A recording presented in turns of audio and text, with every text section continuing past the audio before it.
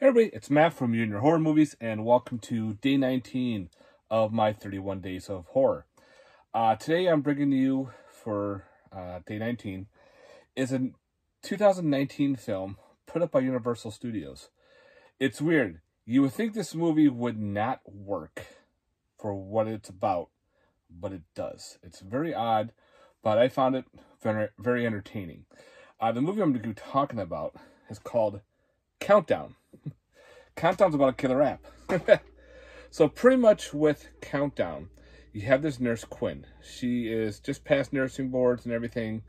She's becoming a nurse. And her patient that she has, he's all worried because he's going to die during surgery. And everyone's like, no, you're not going to die, blah, blah, blah. Well, he has this app called the Countdown app. It tells exactly when he's going to die. It's got the hours, dates, the years, minutes, seconds, all the way down. And it's counting down.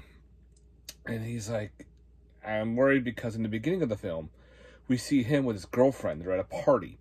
And he's drinking a lot. And she downloads the app. He downloads the app. A couple friends who are thinking and whatnot. Well, his girlfriend was going to die within like 7 minutes. And he was going to go later on.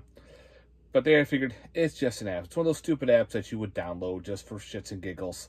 Just to see, yeah, okay, is this true or not?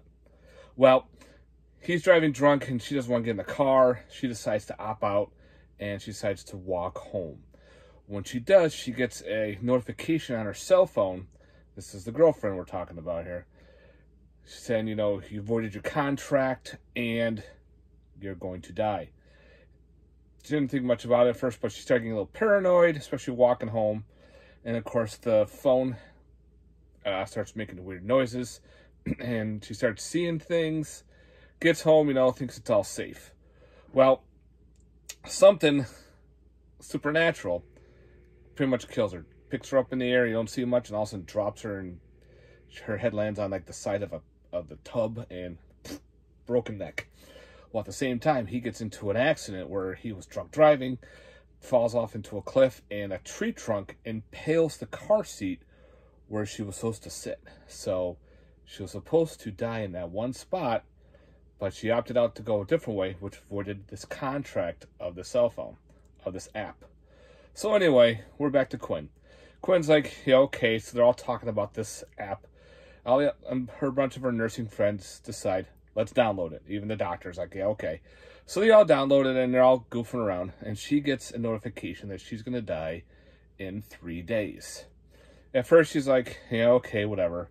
Then, of course, the kid here that was her patient dies mysteriously. Supposedly, he fell down a flight of stairs.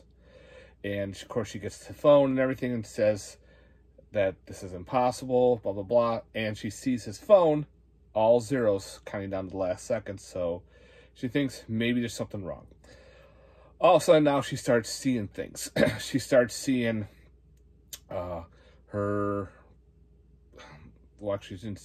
she starts seeing like a Grim Reaper type character in the background. She starts hearing noises, things start freaking her out, and she realizes, oh shit, this app is probably real. So she goes to like a cell phone expert to, you know, get rid of this app, get a whole new phone and everything. She meets up with another guy named Matt. Matt's going through this similar situation where he downloaded the app and he found out he's going to be dying pretty soon. So they get together and they team up to figure out how they can beat this. They meet up with a very different type of priest, and he's saying, you know, this was done during religious times where a gypsy would give you a scroll, and, you know, to this king, he sends his brother out to the war instead of him. And, of course, it voids this contract. And this demon is the one that has these contracts setting out to kill people right to the time of death, right to the second. So they figure out there's a demon now that's picking them off, trying to figure out how to avoid this curse, because now they're cursed. And so they got to figure out how everything goes through and try to survive. And even like Quinn's little sister downloads the app, and, you know, all shit goes real. And if, like I said, for what it was, it's a killer app movie.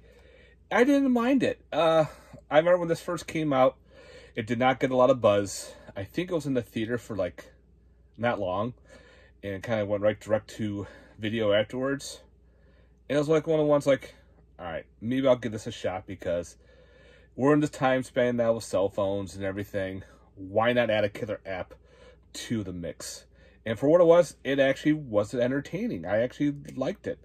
I've seen this a couple times already, and for me, it keeps getting better after watching it, which doesn't make sense, but it does. The Dr. Cell Phone guy, he was hysterical. He actually is a stand-up comedian. Forgot his name. Of course, it's not on here. Probably all screaming at me who the comedian is, but his character was great. I like the priest in here. So they got to figure out how to break the curse and survive. So that's pretty much the gist of the movie. Again, I enjoyed it. This movie has no special features, which surprises me. Usually they kind of would have stuff, but they don't. It just has some trailers, and that's it. I was hoping, maybe behind the scenes interview, like why they choose a killer app movie. But other than that, there are a couple other films out there based on killer apps. I have another one called Bedeviled, which is another killer app movie, which is okay. Like I said, we're in the area now of cell phones, so why not add killer cell phones to the mix? Or killer, like, new technology-based horror. So this could be right up in that alley where, demons are now using our new technology to get us. But other than that, I had a fun time watching it. It goes by pretty good. It relies on jump scares a lot, and for me, it's not very scary. Like the jump scares, you kind of, here it comes, and boom, there it is. You're like, yeah, okay. But I'm kind of desensitized to jump scares. But again, it was a fun watch. So if you just want a good popcorn film, just want something to watch in the background, you have a bunch of people over for, popcorn and beers or whatever, you just want something to laugh at and, watch something goofy, check out Countdown from 2019, guys. So that's it for my review for day 19 of my 31 Days of Horror. I hope you enjoyed it. Let me know in the comments down below, and thank you for watching. Later, guys. Peace.